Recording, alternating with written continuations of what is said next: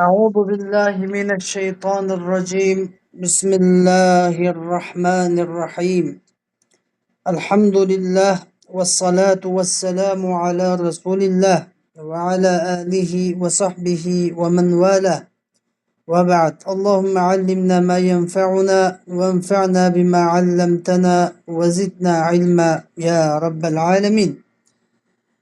Bugün kelgan dersimiz bo'lsa İmamul Azam Ebu Hanife Nu'man ibn Thabit radıyallahu teala anhu ve ardah yazgan Fikhul Ekber namlık bu kımmetlik eserinin şerhi.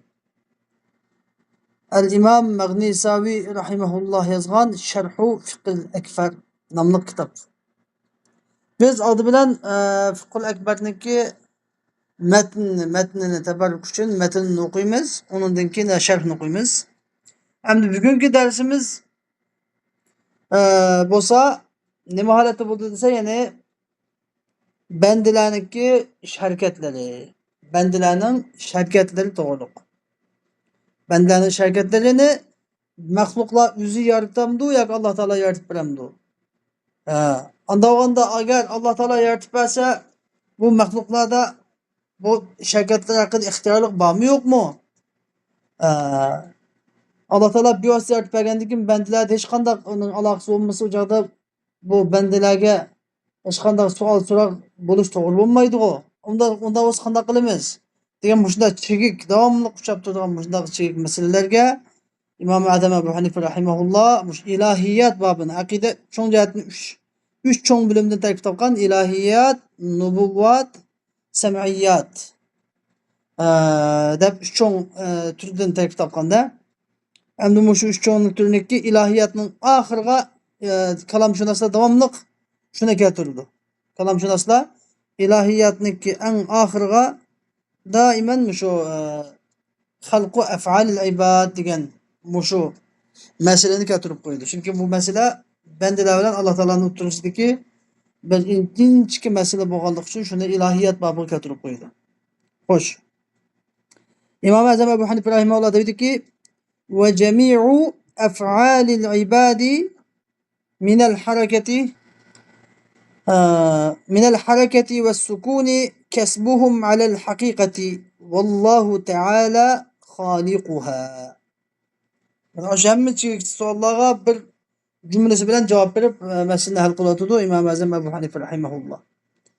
Bendilerinin faaliyetleri, şirketlerinin hemmisi minel hareketi ve sukun, yani ne mu ef'al degan nima desa, minel hareket degan harakat ve sukun degan gap ve hareket kılmaslık, hareketinin aksi şu duruş, jim turishdan ibaret. Bendilerinin faaliyetlerinin hemmisi kesbuhum ma'lal haqiqa, yani hakikat manasıyla bo'lgan ularning kesibidir. Hakikatte ularning kesibidir, yani mecazi emas. Anladın? Men kesebe hadal fi'l, bu işni kim qildi desa, şu bende qildi deyiladi. Yani mecazi mi yoki haqiqiy mi desa, haqiqiy. Bu ma'no mecazi ma'no emas. Haqiqatda bandalar o'zining harakatlarini o'zi qiladi. O'zi qiladi. Bu kasb deb ataladi. Vallahu Teala halikuha. Allah Teala bu iş hareketlerini yaratib berguchidir. Yani Allah Teala yaratib berdi. Bu iş hareketini Allah kıldı demeyimiz. Bir işini bir bende qilgan bo'lsa, bunu Allah kıldı demeyimiz. Allah yaratib berdi, bu bende kıldı. Hoş, endi bu nima uchun Allah Teala yaratib berdi desa, bu bende şu ishni qilishga qattiq keskin niyat kelib, ixtiyor qilib, qat'iy irodaga kelib bel bog'lab turib edi. Allah Teala nima qildi? U ish harakatni yaratib berdi, bu bende şu Allah Teala yaratib bergan kuch quvvat bilan buni qildi demekçi.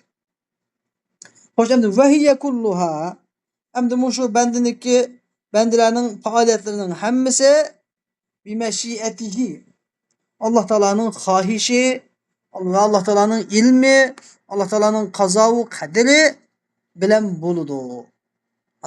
Onda bendiler özü kesip kılıdı desek, Allah Teala'nın ilmisiz, kazavu kaderisiz, Allah Teala'nın iradesiz bendiler özü kılalamdı yak.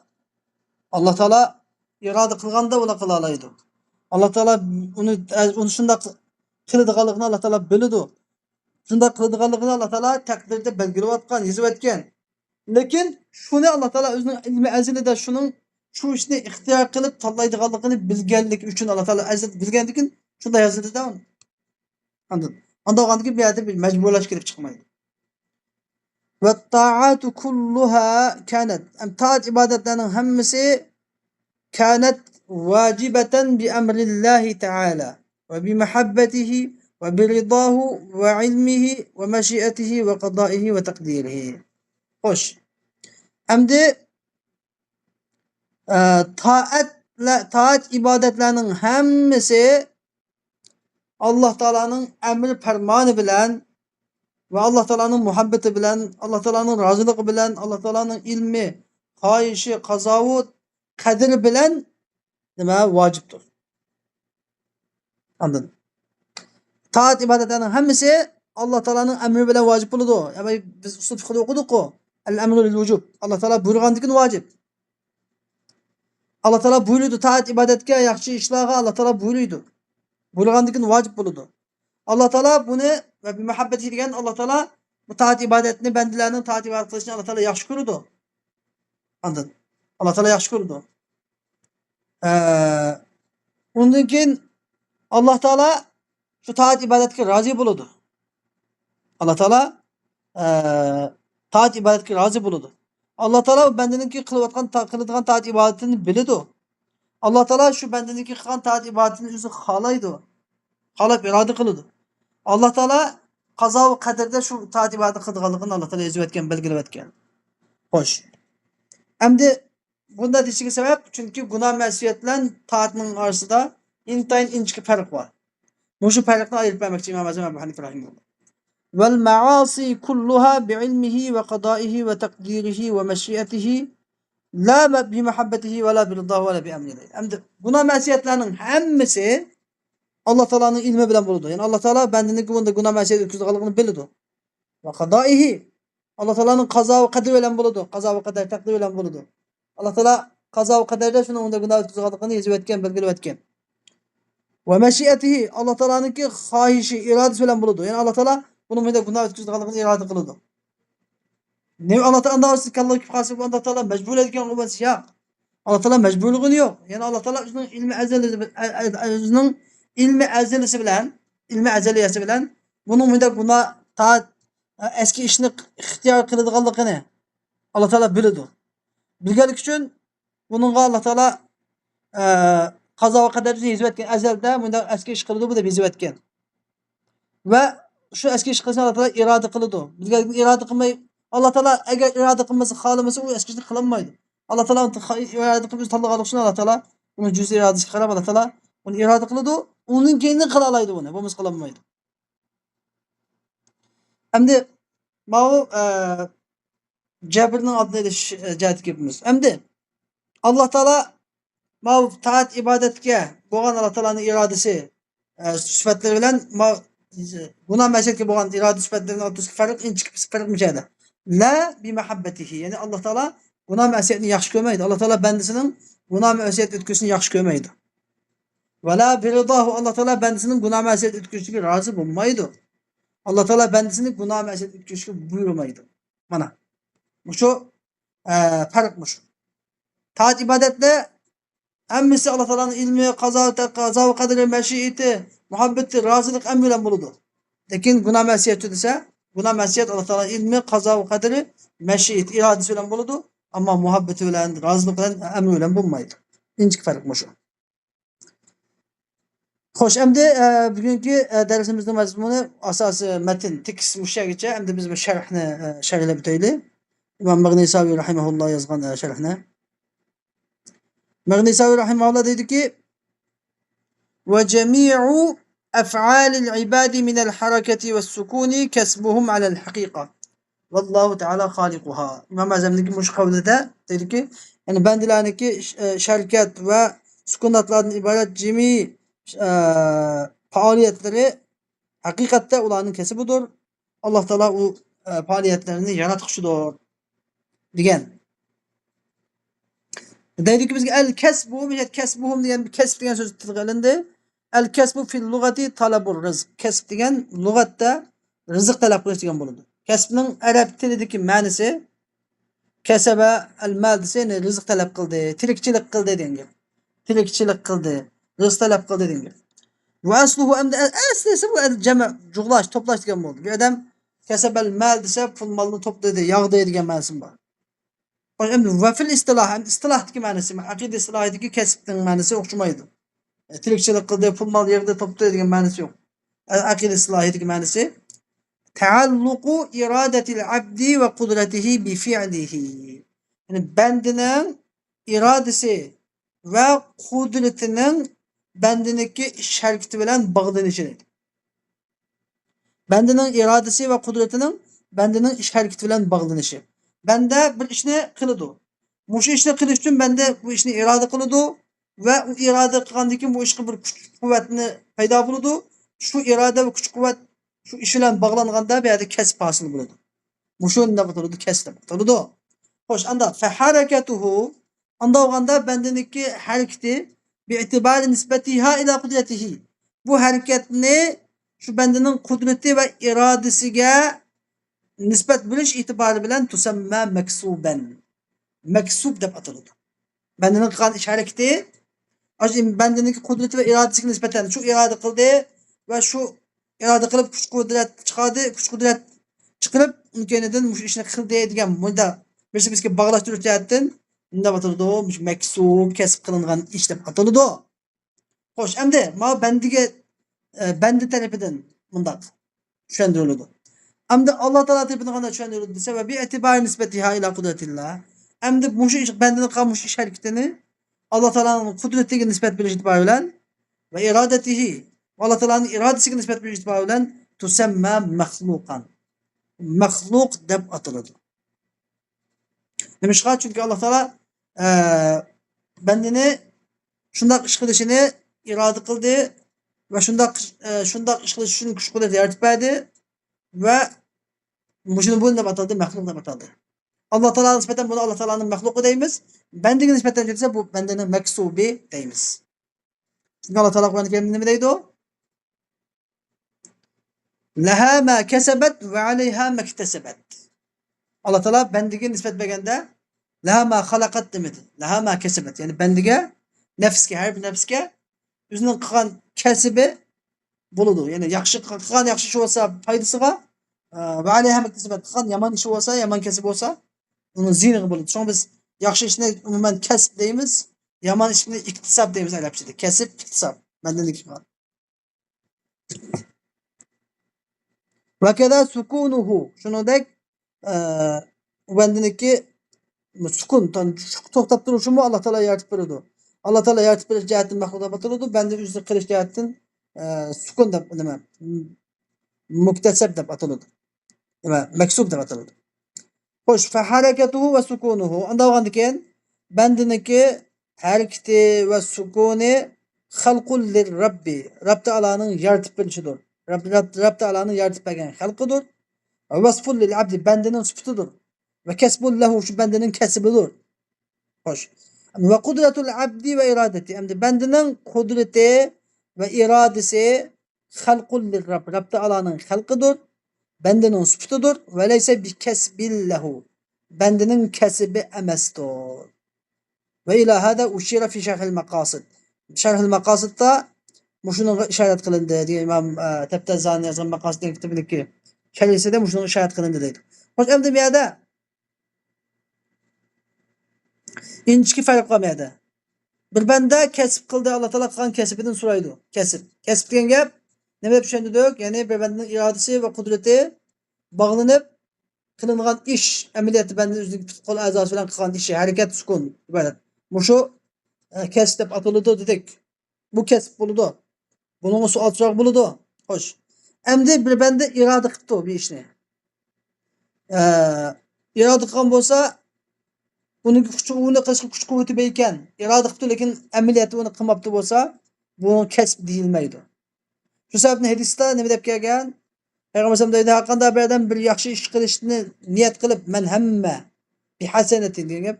Baqadan bir yaxshilik ish qilishga qat'iy niyat qilib tamshilib maqsad qilib bu yaxshi ishni qilsa bunun 10 yaxshilik yoziladi, balki 700 asigacha. Qandadan bir yaxshilik qilishni qat'iy niyat qilib, maqsad qilib, lekin o'shni qilmasa uni bir yaxshilik qiladi niyatiga. Qandadan bir yomon ish qilishni qat'iy niyatga maqsad qilib, u ishni qilsa, bunga bir yomonlik qiladi, faqat bir yomonlik qildi deb yoziladi. Qandadan bir yomonlik qilishni qat'iy niyat qilib, lekin o'shni qilmasa, qilmag'ini ham bir yaxshilik yoziladi, dedi Payg'ambar alayhisalom. Bu şey istimni nima deb chiqyapti? Yani bir adam bir ishni qat'iy iroda qilib, uni keyin u ishni qilishga kuch-quvvat bor ekan, maqduri bor ekan, shu ishni qilsa, bu nima kasb. Agar qilmasa-chi, kuch-quvvatimi bor, tayyorlab oladi. Irodasi borligini bu ishni qilmasa, bu kasb deb atalmaydi. Anda olsa, nima ish Alloh taolo savob bersa, Alloh taolo menga marhamatlik zot. Bandaniki hatto qilgan yaxshi niyatiga savob beradigan, yomon niyatlab qolib qolsa, u shu ishni qilmoqcha unga gunoh yozmaydigan. Munda fazl, Rahman, Rahim zot endi. Xo'sh. Vahiya endi xo'sh, u bandalarniki yana vahiyadagi damir nimaga af'al ibad qaytadi yana. Bandalarning faoliyatlari yani iymon, kufr, taat, ma'siyat iborat faoliyatlari kulluha bi mashiatihi. Her biri bunun hammasi Alloh taolaning xohishi, irodasi bilandir. Ve ilmihi ve qadahi. Alloh taolaning ilmi ve qazo ve qadri bilandir. Qala Nabiy alayhisalom Payg'ambar sollallohu alayhi vasallam bunday dedi: "Kullu şeyin bi qadarin hattal ajzu vel kaysu." Yani her qanday bir şeyi takdir bilan bo'ladi. Hatta el ajzu degan, hatta ojizlik mu vel kays degan gap ho'sharlik mu takdir bilan bo'ladi. Bir odamning ojiz bo'lib qolishi, ya'ni aqliy quvvatdan yoki kuch-qudrat jihatdan yoki aql idrok jihatdan ojiz, ya o'zi ojiz amaliyoti yoki bunda dot galvon bo'lib qolishi mu? Vel kays degan gap bir odamning nihoyat ho'shar, kays degan gap nihoyat ho'shar, zerek, chaqqon, chechan bo'lishi mu? Hammasi takdir bilan bo'ladi. Hatta ne joda meda hatta ja'al haju hatta al mushatu. Hacılar kep oldu, hatta piyodaliklar mı kep oldu degan. Hatta babını alsak azzu vel kaysu deb o'qiladi. Ammo hatta ne? Bu yerda g'oya.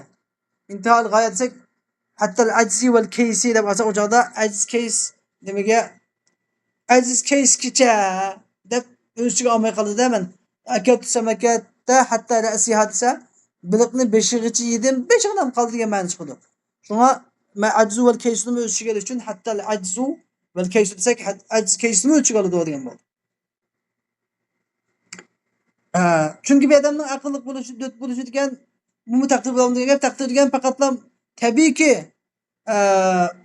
muktasab ishlar taqdir bilan bo'lgan yerda nima ishchi, ya'ni ijboriy ishlar, iztiroriy ishlar tabiiyki nima bilan bo'ladi? Taqdir bilan bo'ladi.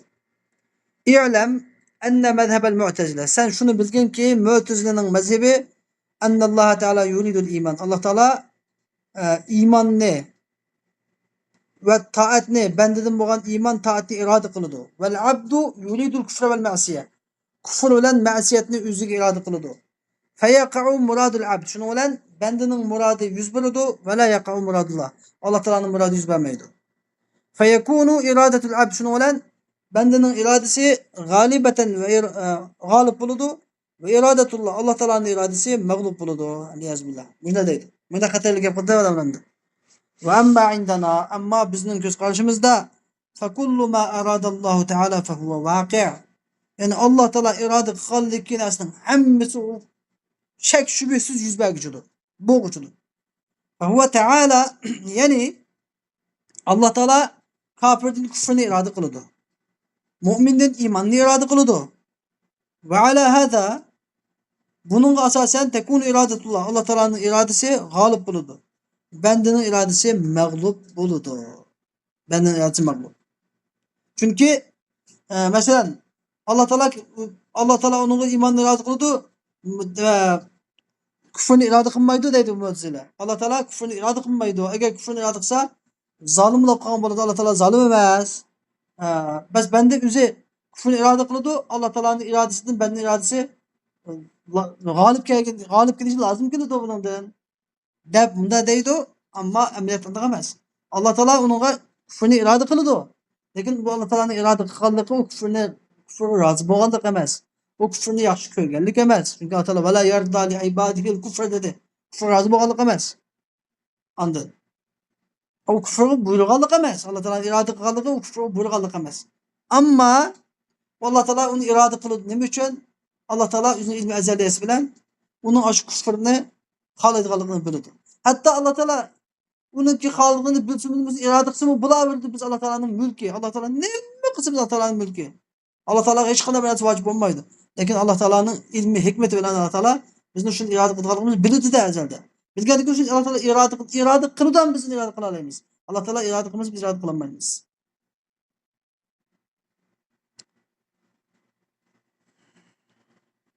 Ve ta'atu kulluha kânet vacibeten bi emrillahi Teala. Taat ibadetlerinin hemmesi Allah Teala'nın emri bilen vaciptir. Yani el ibadatu leti kânet vacibeten alel ibad ve hiye kulluha bi emrillah. Yani el ibadet yani benderinin geldiğinde vacip olan ibadetlerinin hemmesi bi emrillah. Ve taat kulluha kânet vacibeten bi emrillah. Yani ben vacip olan taatların hemmesi Allah'ın emri bilendir. Yani benderinin geldiğinde vacip olan ibadetlerinin hemmesi ve hiye kulluha onun hemmesi bi emrillahi Teala diye. Allah Teala'nın emri fermanı bilendir. Allah Teala buyuruyordu. Akimus salah ve atuz zekat geldi. Burgandaki vacip olur. Ve bi mehabbeti Allah Teala onu yaxşı görüşülen, Allah Teala onu razı buluşulan, Allah Teala'nın onu bilişi, Allah Teala'nın hayiş iradesi ve kadı bilen buludu.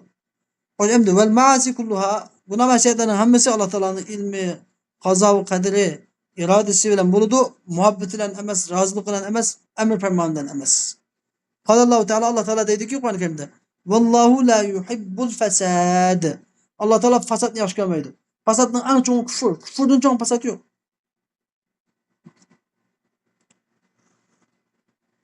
Allah Teala yine bir ayette ve la yerda li ibadihil kufr. Allah Teala özün bendirdin. Küfür herkesin razı olmaydı dedi.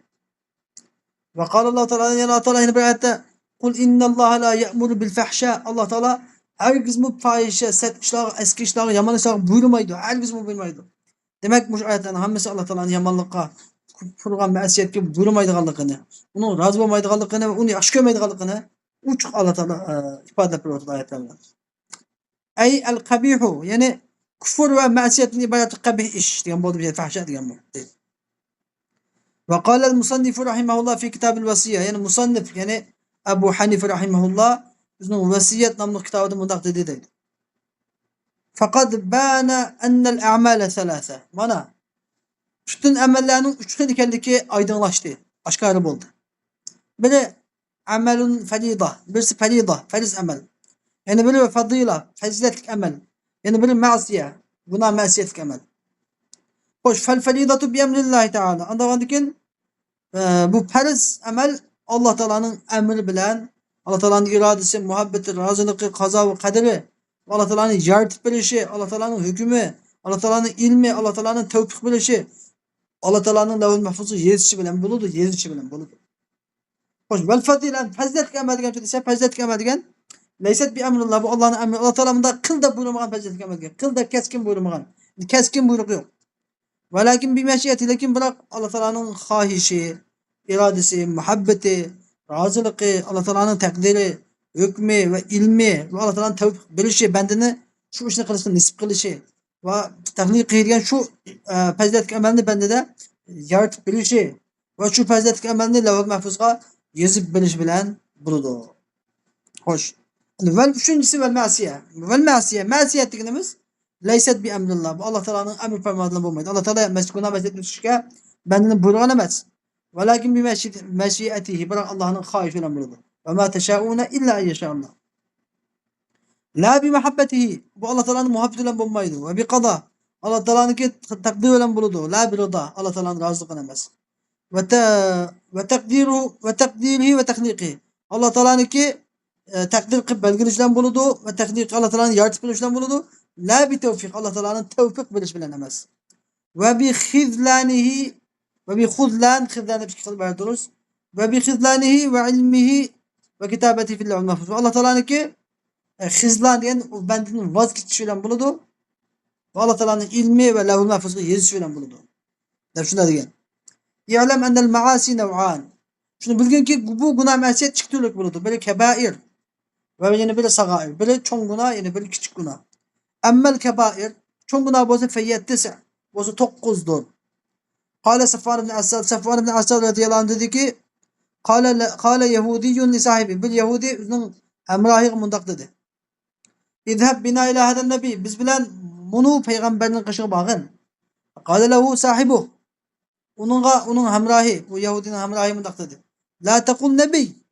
Ona herkes o peygamber deme. Nemiş ka innehu lehu semih. Çünkü o eğer sizin peygamber geldiğini anlap kalsa lekâne lehu erba'u ayun. Onun 4 göz peyda alap kaldı. Yani bak hocam gidiyor, hocam alap gidiyor. Herkes peygamber deme.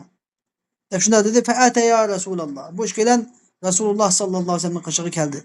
Fese'alahu en tis'i ayatin beyinat. Ular Resulullah sallallahu aleyhi ve sellem'den uç aşkar boğan 9 xil möcüzeden sorudu.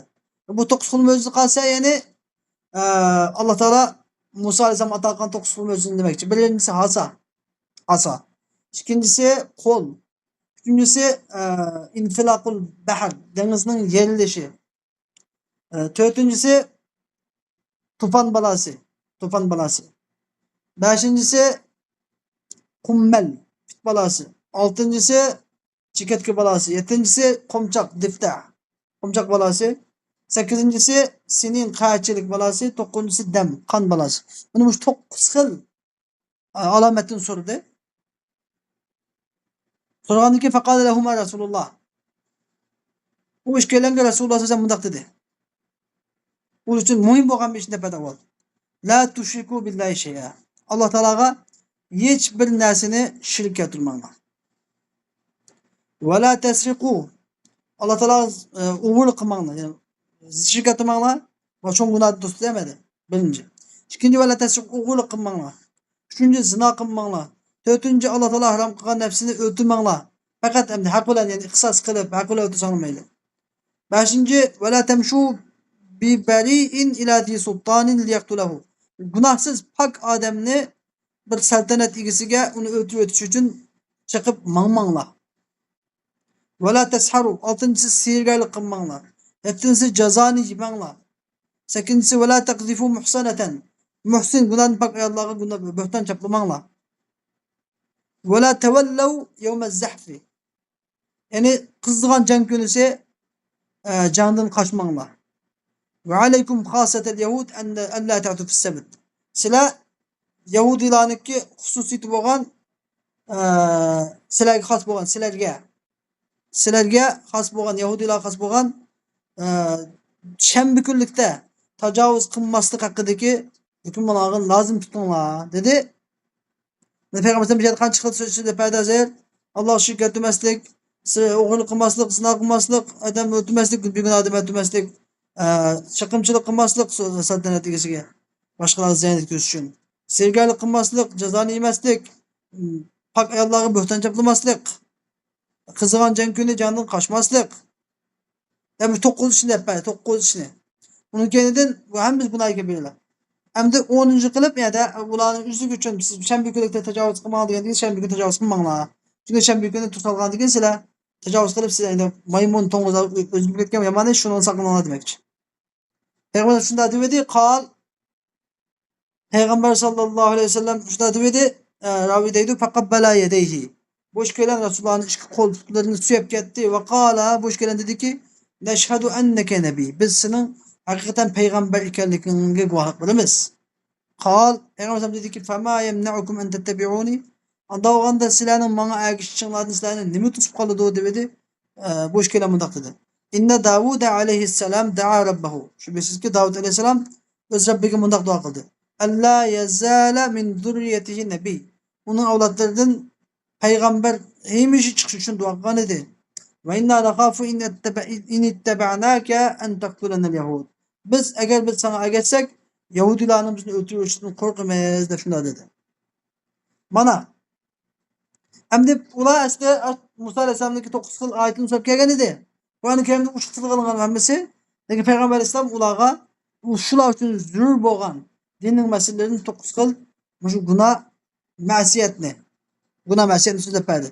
Demek çoğun hem de günah ki böyle hemmesi bir xil olmaydı o. Günah degendeki çoğu var, küçüğü mü var? Çoğun en mühim boğanı çoğun günahlardan saklanış gerek. Küçüğünden mi saklanış gerek, çoğundan saklanış gerek. Küçük günahlarni halol sanashning o'zi cho'ng gunohga olib boradi. Lekin kichik gunohning ustida davomlashib yurish cho'ng gunohga olib qoladi. Cho'ng gunohni qilaverish insonni oxirida iymonsiz ketib qolishiga sababchilik qilishi mumkin. Shuning uchun cho'ng gunohlardan saqlanish kerak, kichik gunohlardan ham saqlanish kerak. Yaxshi amal innal hasanat yuzhibna sayyiat. Bir odam yaxshilik qilaversa, uniki yomonliklari o'chirib ketadi. Bular kichik gunohlari o'chirib ketadi inshaalloh. Shuning uchun Alloh taolo bizni cho'ng gunoh, kichik gunohlardan mag'firat qilsin. Gunoh o'tkazishdan Alloh taolo o'zi saqlasin va davomli la havla va la quvvata illa billah degan Alloh taolaning payg'ambar sallallohu alayhi qavliga, ya'ni dunyoda har qanday bir ishga kuch quvvat yo'q, har qanday bir gunoh masiyatni yenishga kuch quvvat yo'q.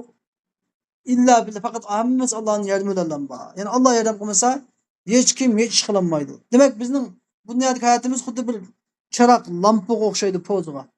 Po'ziga tok Alloh taolo tepidan bandaga kuch kelmasa ish qilolmaydi. Lekin u kuchni cho'qim sabab bo'lgan o'zini ixtiyor, bandaning o'zini sabab. Sababning oldida ixtiyor qiladi banda. Banda avval nima qilish kerak? Po'zni qadab, simni tortib qo'yish kerak. Simni tortgandan keyin tok ulab, undan keyindan kelganni besish kerak. Yukli uchoqni bassa, undan keyin nima keladi? Tok keladi, tok. Agar anda tokni bo'shatmay, vajimni qilmay o'tirsa tok kun chiqadi. Kun olam yuradi, lekin bandaga tok kelmaydi. Bu sabab qilish kerak. Endi mushu agar bir odam sababni qilib, po'zni qadab, tokni qadab o'tsa, tok bo'lmasa, shirkatni tok uzib ketsa, u po'z yanmaydi, po'z yanmaydi. Demak, Alloh taoloning tarafidan kelgan kuch-quvvat xuddi bir tokqa o'xshaydi. Mandalarning qilgan irodasi va uniki qudrati va uniki kasbi hammasi xuddi bir po'za tortilgan simlar, shuni po'z sim tortganga ketgan kuchlar shunga o'xshaydi. Xuddi shuningdek. Valillahil masalul a'la. Shuning uchun biz davomli yassoq qilsak, biz Alloh taolaniki kuch-quvvatidan, Alloh taolaning yordamidan biz hargiz nima behojat emas. Alloh taolo qul huvallohu ahad, Allohus samad. Alloh taolo behojat zot. Allohning hech kimga hojati yo'q, ammo bizning Alloh taologa hech hojatimiz bor. Davomli duo qilsak, Xudoyim bizni ko'z yumib ochqichchilik bizga tashlab qo'ymagay. Bizni Alloh taolo o'zimizga ko'z yumib ochqichchilik bizni tashlab qo'ymagin deb davomli duo qilishimiz kerak. Va oxiru davana alhamdulillahi robbil alamin va sallallohu ta'ala va sallam ala xayri xalqi sayyidina Muhammad va ala alihi va sahbihi ajma'in bi rahmatika ya arhamar rahimin.